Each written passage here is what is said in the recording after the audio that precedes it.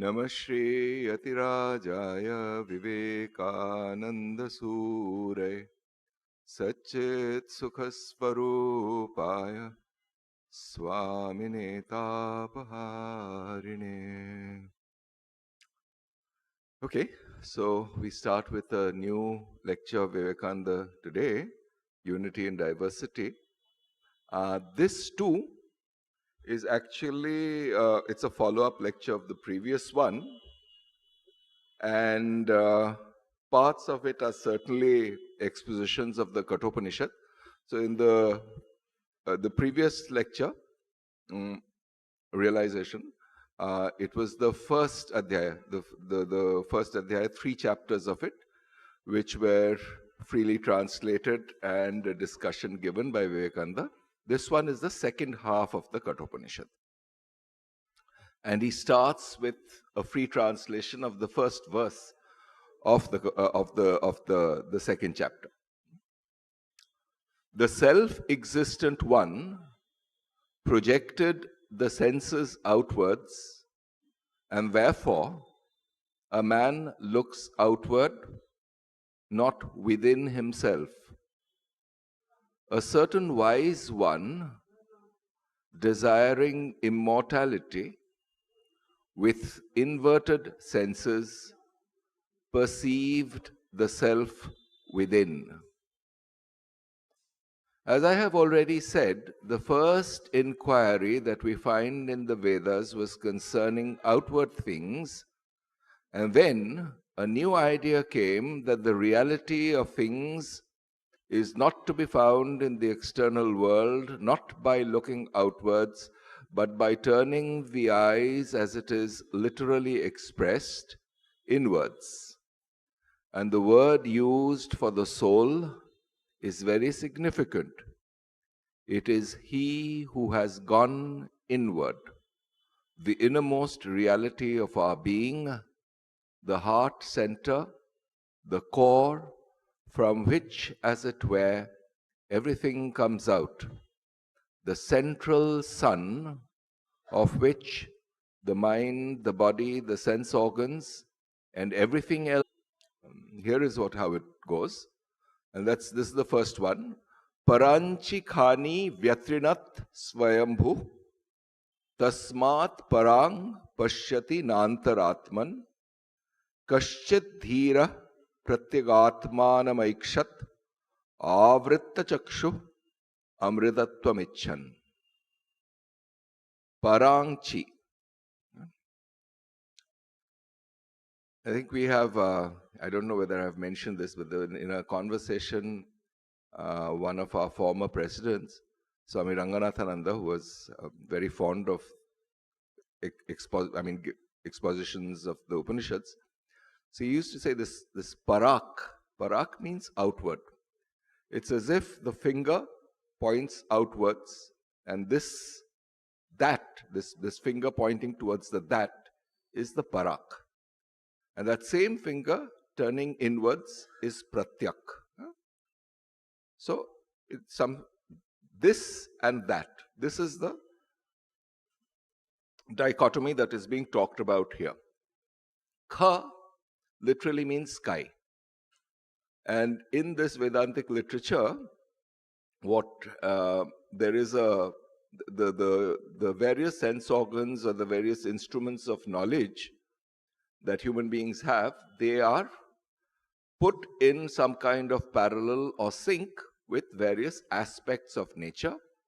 So the sky, Kha, is identified with the organ of hearing. Yeah?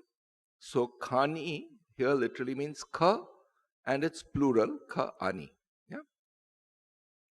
So what it means is that the sense organs that we have, which means the organ of hearing and other such instruments of knowledge, Paranchi Khani. So that means all these are directed towards the outside world.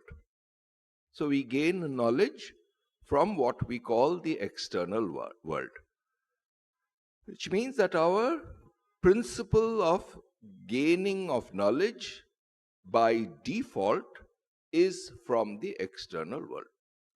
Kind of a common sense foundational statement.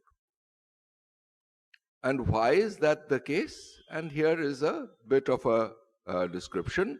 Vyatrinat. Vyatrinat is as if the Vyatrinat Swayambhu. It's as if the self-existent one, that means the principle of consciousness within us, did some, it made sure that these instruments of vision or instruments of hearing, instruments of knowledge were directed outward. And so, tasmat, so, parak pashyati. Paranchi khani, that same parak again, tasmat parak pashyati.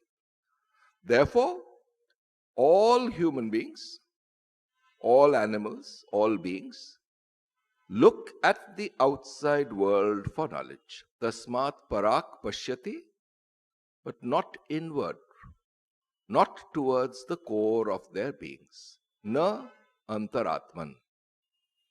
Antaratman, again, it does not mean some mystical reality, but the essence of one's being, which is hidden in the core of one's inner psyche. But is that, yes, this is a general rule. Are there no exceptions? And the second sentence points that out. Kaschit dhiraha. A rare individual equipped with dhi. Dhi means steady intellect, steady penetrating intellect. By intellect, I just don't mean the rational faculty, but the faculty which unifies feeling, thinking, and willing. Kaschit dhira, a rare one, pratyakatmanamakshat, desiring to know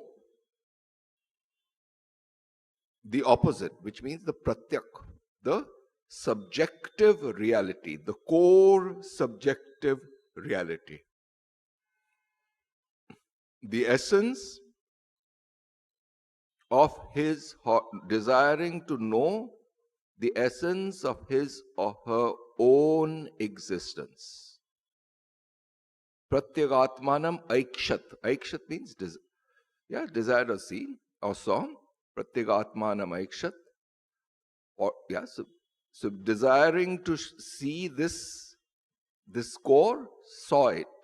Saw it does not mean with eyes, but understood it, grasped it. How? Avritta chakshuhu. And this is what Vivekananda has translated as turning the senses inward, which means this principle of knowledge that functions through the senses. This person of steady wisdom, did what?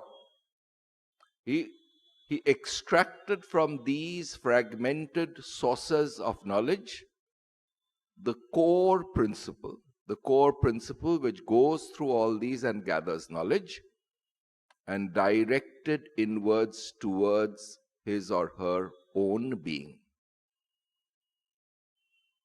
Desiring what? Amritattvam icchan. Kaschid dhira pratyagatmanam aikshat avritta chakshu amritattvam icchan. Impelled by what? Impelled by this desire for immortality. Amritattvam icchan. Again, this is not to be understood in any mystical or theological sense, but to be understood in terms of something common in our human experience. What is it? Everything that we see around us, including our physical reality, Our mental reality is changeful, dying. What is there yesterday is not there today and will be gone tomorrow.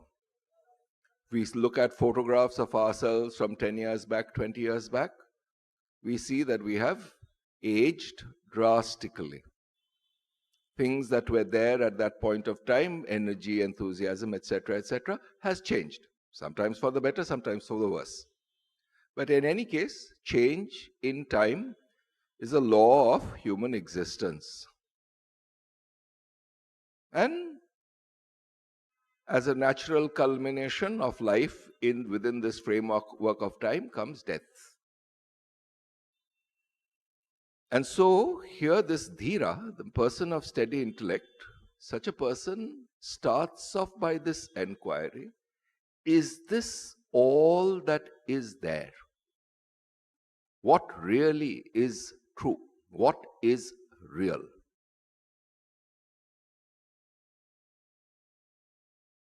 And is everything then subject to change and hence death? This is what mortality is about. Mort means death. So is there something which is not subject to change? Is there some aspect of our being which is not caught up within this framework of time, space, and causation? That aspect, if it is real, is what we call, grasping that with our whole being is what we call immortality. Not conflating it with the aspect of our being which is mortal, which means our physical existence, our mental existence, things which are changeful. But is there some aspect which is changeless? Which is a more precise version of the question, is this all that is there?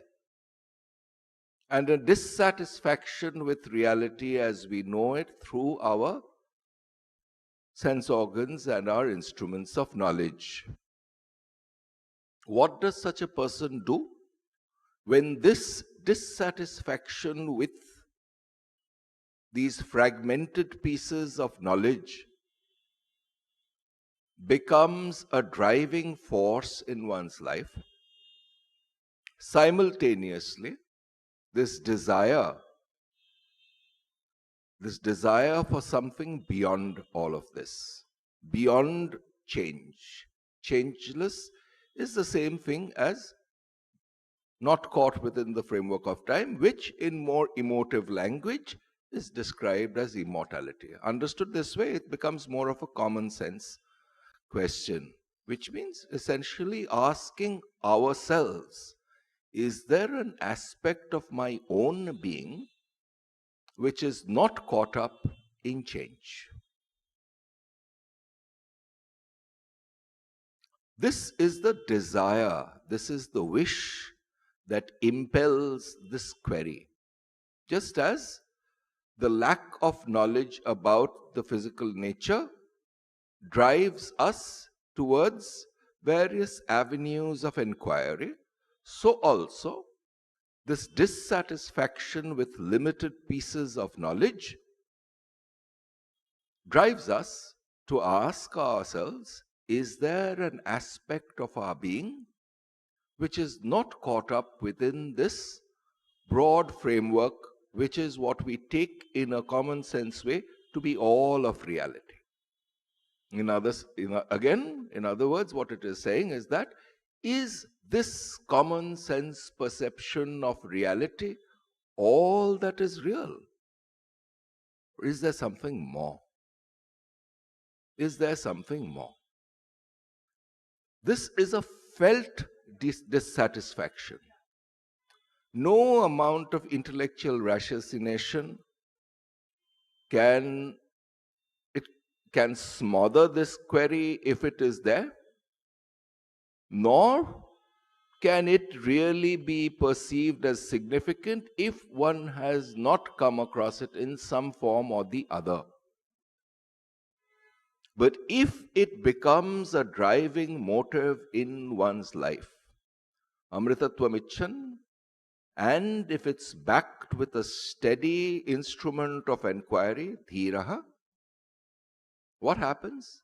Pratyagatmanam aikshat. Such an individual, driven by this desire for a reality not caught within the framework of time and space and causation, discovers that reality as the essential part of his or her own being. This is the perception of the reality of what is being called here the Pratyagatman.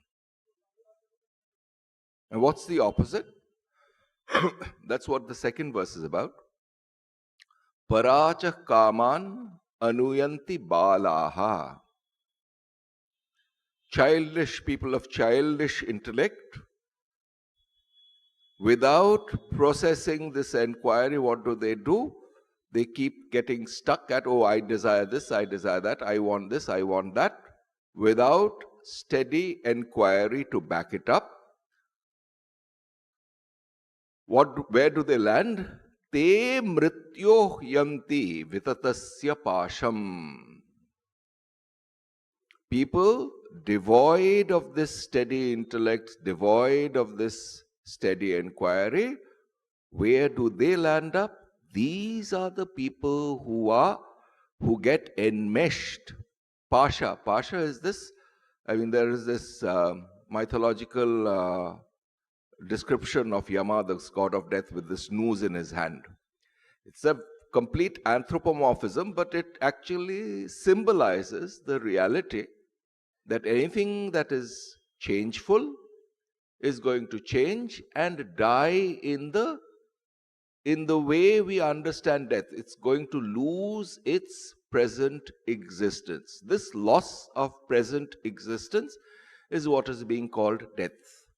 And this changefulness is being called a pasha.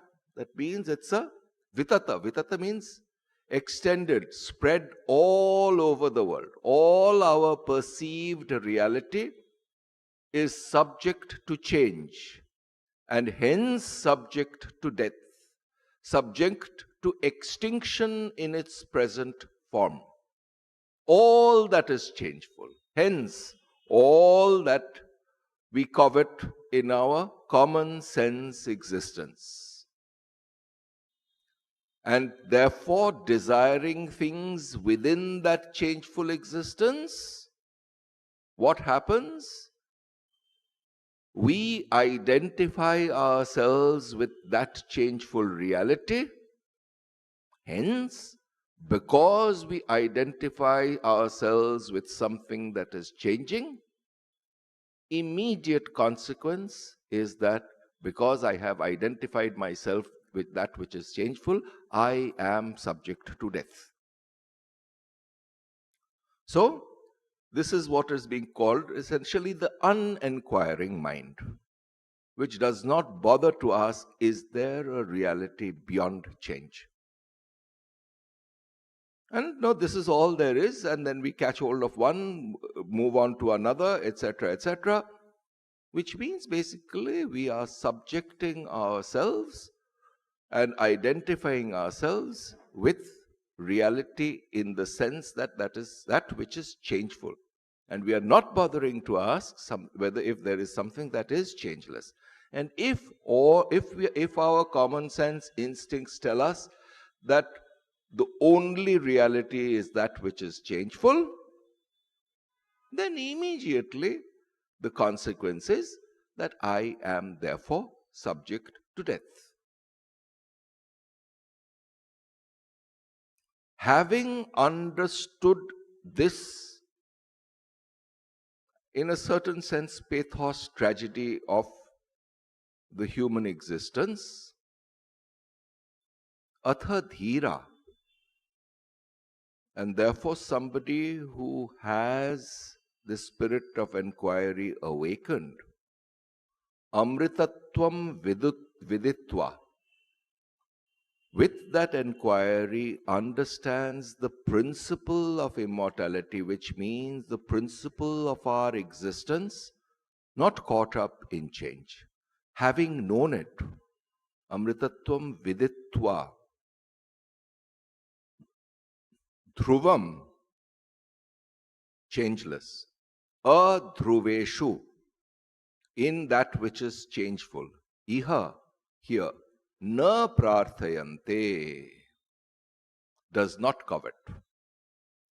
Therefore, the person of steady intellect, equipped with this penetrating capacity to inquire,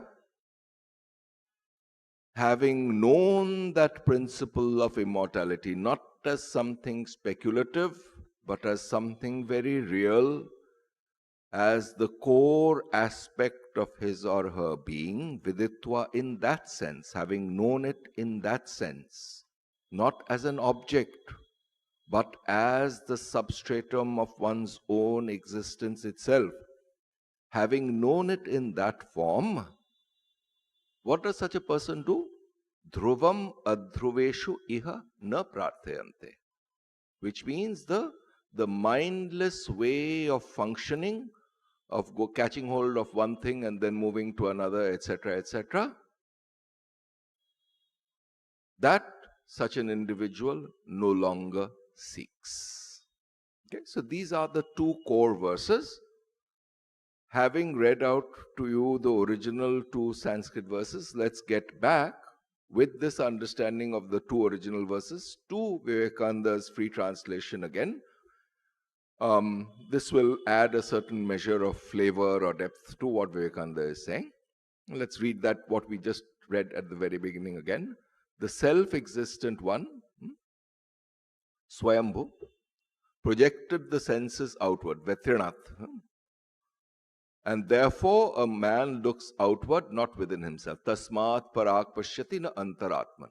A certain wise one, Kaschid dhira, desiring immortality, amritatvam icchan, with inverted senses, avritta chakshu, perceived the self within. Pratyagatmanam aikshat. See, this is how he has freely translated. And then he says, it's Vivekananda's own words, as I have already said, the first inquiry that we find in the Vedas was concerning outward things, and then a new idea came that the reality of things is not to be found in the external world, not by looking outward, but by turning the eyes, as it is literally expressed, inward. And the word used for the soul is very significant. It is he who has gone inward. This is this Pratyak Atman. Yeah, that's what is being referred to. The innermost reality, not of something else, but of our own being. The heart center, the core, from which, as it were, everything comes out.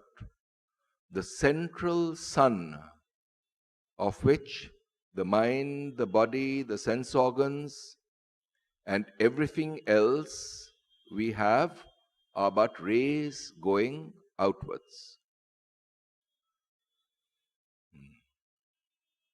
Paracha kaman anuyanti balaha. This was the second verse. This is what he's translating here. Men of childish intellect, balaha, ignorant persons, run after desires which are external and enter the trap of far-reaching death. Mrityoryanti vitatasya pasham. But the wise, understanding immortality, amritatvam viditva. This is how he is translating it. Understanding immortality, never seek for the eternal in this life of finite things. Dhruvam adhruveshu iha na prarthayanti. So this is the free translation that he has made of the first two verses. Okay. Then he starts giving his own rendering, his own understanding. The same idea is here made clear that in this external world, which is full of finite things, it is impossible to see and find the infinite.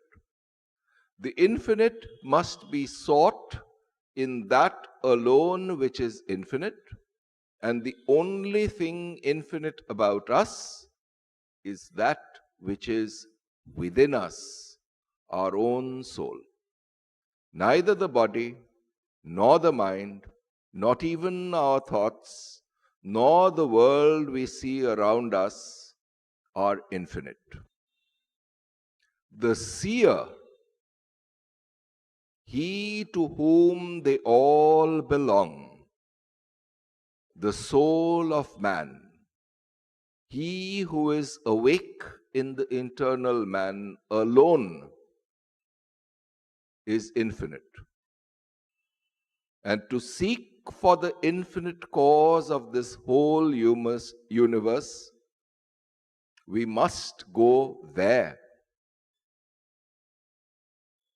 In the infinite soul alone, we can find it. And this is another verse, we'll come to this. See, what is being said here is, in some sense, what is the principle of limitation? What is the principle of finiteness? Not as an abstract intellectual construct, but as part and parcel of our faculties of perception, of our psyche.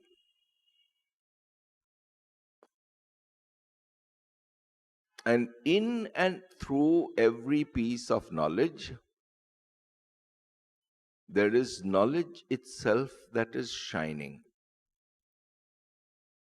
We catch hold of it only in limited ways. So, for instance, if I am looking at some chair or a person, yes, okay, there is knowledge of a chair, knowledge of a person, knowledge of a room, knowledge of fans, etc., etc.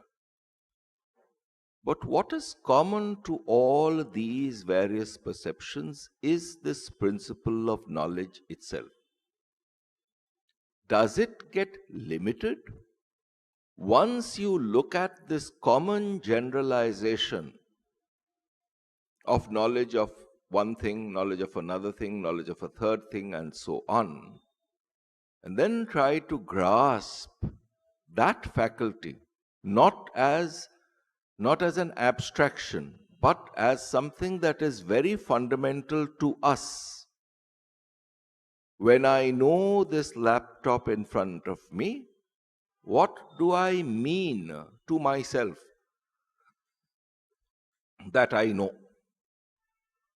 Where is this principle of knowledge coming forth from?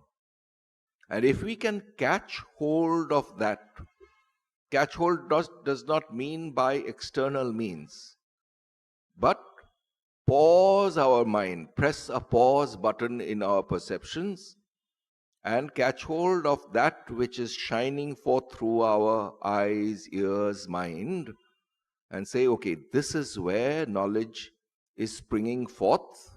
And if we can stop our conceptualizing there itself, this common principle of knowledge that each one of us has, can we catch hold of that and make it really, it is already something that defines ourselves, but can we perceive it? Can we grasp it in every moment of our existence?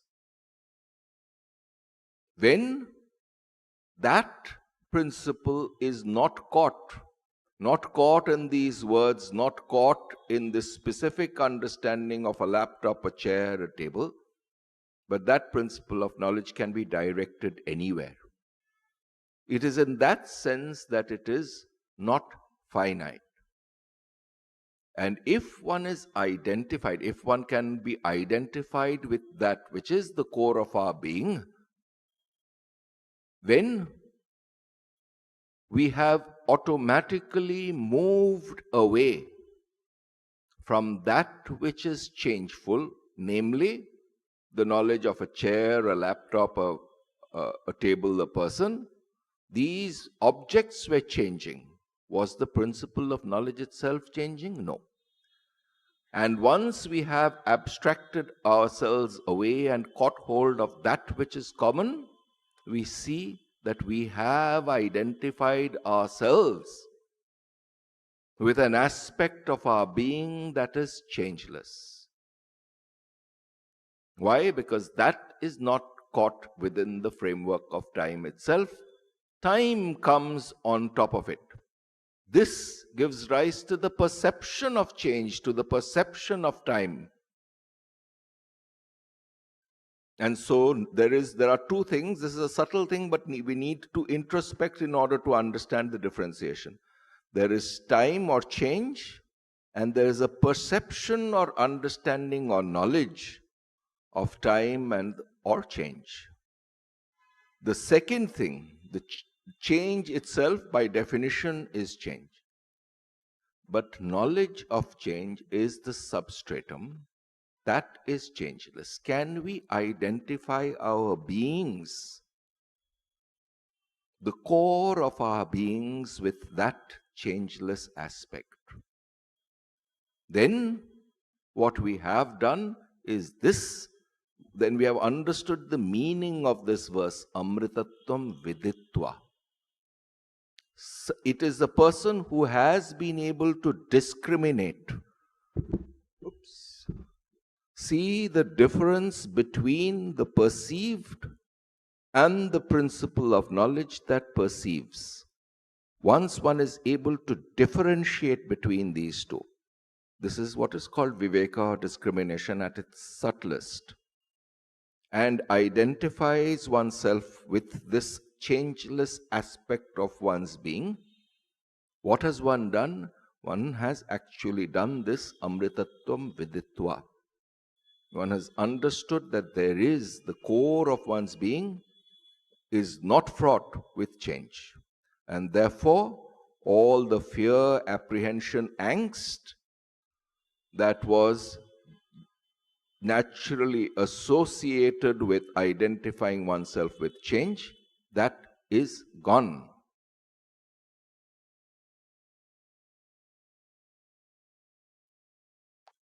We'll come back to this, but there is a beautiful verse here which I cannot resist quoting, and then we'll come back to this next time. What is here is there too. Yad eva iha tad anu de. Whatever is here is there too. Tad amutra. What is there is here also. In the sense that when we are saying, oh, there is this universe, it is the there. Yeah, there is this world, there is this land called Europe or Australia. There is the moon out there. There is this galaxy in the skies. But where is it perceived? If it was not perceived in us, would we be able to say that that knowledge that is there? So that which is there is really here, in the sense that the knowledge of that thing might be out there, but the perception, the knowledge of the object, that thing, that is here. It is in our consciousness that we perceive this vast expanse that we call the universe. What is here is there too. This is again another difference, is that basically what we are calling the external thing, this vast expanse of the universe, it is our knowledge pervading, our meaning, this knowledge principle pervading all of it. So what is here is there too, what is there is here also. He who sees the manifold goes from death to death. So, ya iha nana iva pashyati. So it is only when one perceives difference, the dualistic reality, that is what leads us to say, okay, that which is outside is something else, therefore I am conditioned by it, therefore I am changeful. And so this manifold reality in space and time and causation is something that we have instinctively identified with. Therefore, I am changeful, therefore I will die. Viewed this way, it is not something that is a particularly profound theological, it's not a particularly theoretical or theological idea. It is really taking our own day-to-day experience and analyzing it threadbare. When we see something as manifold, as changeful, we are immediately perceiving change.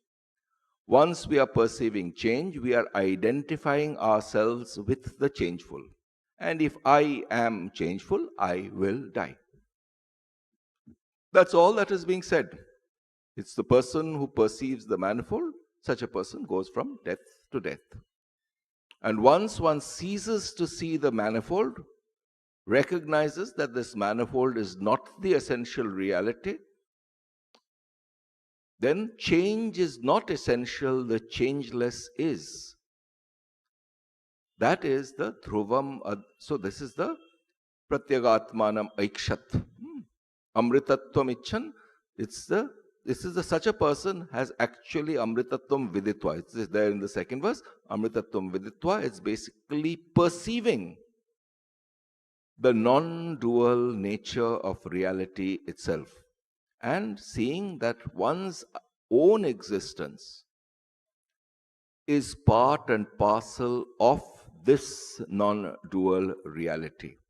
And so long as it is that, no death, no change can harm it. So we'll come back to this verse next time. Om Shanti Shanti Shanti Harihi Om Tat Sat Sri Ramakrishna Arpanamastu.